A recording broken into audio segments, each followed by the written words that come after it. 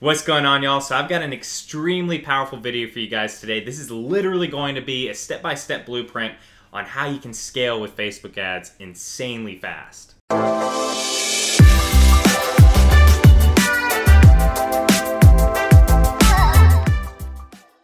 What's going on, y'all? I'm Braden, Wuerch. I'm here to provide insane value to you guys every day to grow you personally and financially as well. All right, guys, I'm extremely excited about this video today. If you guys follow this, this is going to give you a great chance at being able to scale insanely fast. I'm literally going to go ahead and dive into the computer, show you step by step how you can go about scaling very, very quickly and very, very powerfully with even just decent products. So recently I put out another video where I did do kind of a general step-by-step process for you guys, and if you haven't seen that, definitely go watch that. That's kind of the precursor to this. This is actually going to do a deep dive on one of the most important aspects of that last blueprint that I gave you guys. So if you've been following the channel for a while, you know that a huge tenet of my strategy, and one reason I believe that dropshipping is insanely powerful, is that you can scale horizontally, and you can scale horizontally throughout the entire world. And not just, you know, the big 5 English-speaking countries, United States, Canada, UK, Australia, New Zealand. We have the whole world at our disposal. Well, another way we can also scale horizontally is by creating more successful ad sets, and a big way to do that is with lookalike audiences. And frankly, lookalike audiences are some of the most powerful type of ads that you can run, since you're getting data from your past purchases and different conversion events to go ahead and actually build the perfect audience to actually make a purchase. So we're going to do a deep dive on how I go about doing lookalike audiences and how I'm able to scale with one product, just one product, insanely fast. But before we jump in the computer, please do me a favor and smash that like button for me. Hit subscribe if you haven't already. I'm here for you guys every day to help you grow your businesses to successful numbers. All right, guys, let's get into it. All right, so first off, make sure to go ahead and get regular automatic bids down before you really get into lookalike audiences, because we need to get the data for lookalike audiences. So, you know, it's all going to tie in together at the end, and I'm going to actually show you at the very end how to use these steps to go ahead and scale quickly, because you need to put it together in a certain way that'll allow you to scale insanely fast. And that actually has to do with first getting down regular automatic bids, but we'll talk about that towards the end. So number one, what you obviously need to do is you need to go ahead and create your audience. So, you know, with creating your audience, you know, for this example, we're going to go ahead and, you know, assume that we're talking about purchase event. So I've done other videos where I actually go in to my ads manager and show you how to actually create a lookalike audience. We're not doing that today, since I wanted to do a step-by-step on how to actually scale it. But essentially what you're going to do is you're going to create an audience, and you can create it, you know, based around view content, add to cart, initiate purchase, or initiate checkout and purchase. I prefer purchase. Not everybody does. I prefer purchase because, you know, in my opinion and what I've seen personally is that, you know, purchase is going to be most like what we want. You know, we're actually trying to create a lookalike audience based off of our past purchases.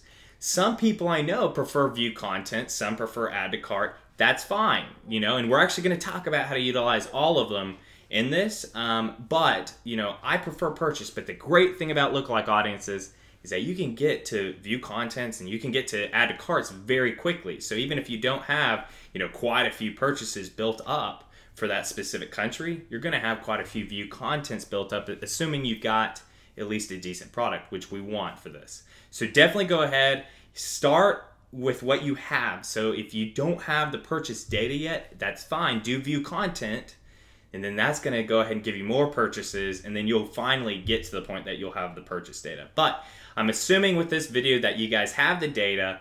If you only have the data for view content, roll along with that, but we're going to go ahead and say purchase. So you'll create your audience based off of your past purchases. Now I want you to go ahead and choose your best country. So you know, with this, you know, we'll just say, you know, we've got USA or UK, or, you know, even one of my best countries is Germany. And this goes into another point of you guys need to get out of the big 5. And I've put out other videos before on my favorite countries to test, and I've got several countries outside the big 5 that I like to test, including Germany, Netherlands, several other countries. So definitely go ahead and check out those videos on what countries to test. But, you know, there's some countries, especially right now, that are performing so much better than the big 5. But either way, let's just say that your best country is USA. You're going to choose your best country. So now you've got your audience. You're going in actually creating the lookalike audience now. You're going to choose the best country. Now we get to the point of percentages. So with percentages, I did a video this last week on testing Ari's strategy. And he's got a very cool strategy, and it's somewhat similar to mine, but it goes into other techniques. But, combining the two, combining my strategy and also his strategy is going to allow you to scale even more horizontally. So I definitely suggest you to also test out his strategy. But we both agree on one thing, that with percentages, you want to start with 1 to 10%.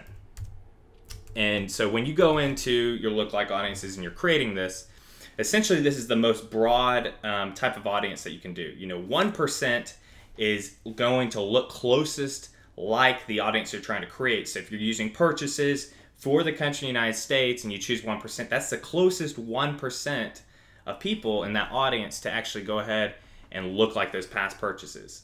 If you do 1 to 10%, that's a very more broad audience, which you would initially think isn't going to work well, but right off the bat, I've seen it and he's even talked about it, that 1 to 10% works great. But from 1 to 10%, I don't just stay there. So what he does is he likes to go ahead and duplicate several 1 to 10% lookalike audience ads.